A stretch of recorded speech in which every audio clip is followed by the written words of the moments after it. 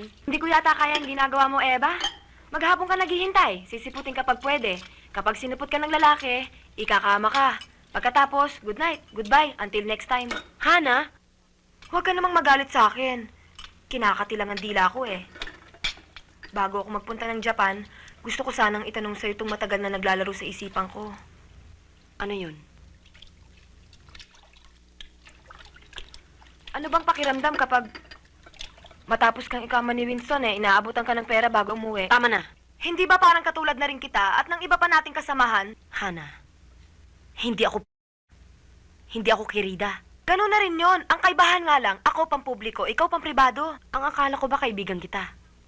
Kaya nga ako nakakapagsalita ng ganito dahil kaibigan mo ko.